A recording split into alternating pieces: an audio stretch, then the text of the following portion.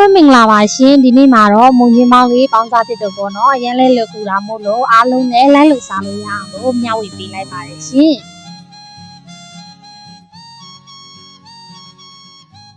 အရင်ဦးဆုံးအနေနဲ့မုံချင်းလေးတွေကိုကိုလိုတလောက်ချိုးထားလိုက်မယ်ပေါ့နော်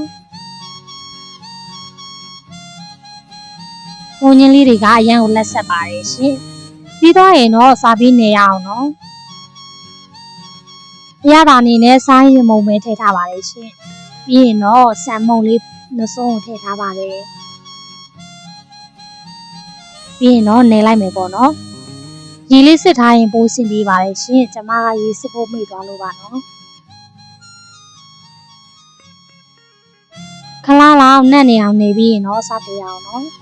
အောက်မှာဖက်လေးခံထားရင်ပိုးစင်ပြီးပါတယ်ရှင်ကျမကငပြောရွက်လည်းမရှိရနဲ့ကော်ဖီရွက်လေးနဲ့ပဲအောက်မှာခံထားလိုက်ပါတယ်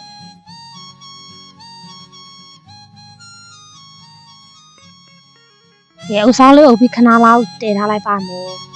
ကဲခုဆိုရင်တော့ရန်ကုန်မူးကြိုင်နဲ့မုံညင်းပေါင်းလေးရပြီပေါ့နော်အားလုံးလိုက်လို့စားကြည့်နော်ရန်ကုန်လွယ်ကူပါတယ်ရှင်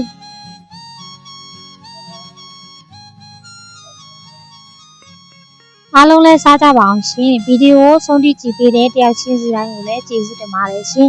နောက်တဲ့ဗီဒီယိုလေးတွေမှာလည်းဘယ်လိုမျိုးလေးတွေချစ်ပြအောင်မလဲဆိုတာစောင့်ကြည့်ပေးကြပါဦးနော်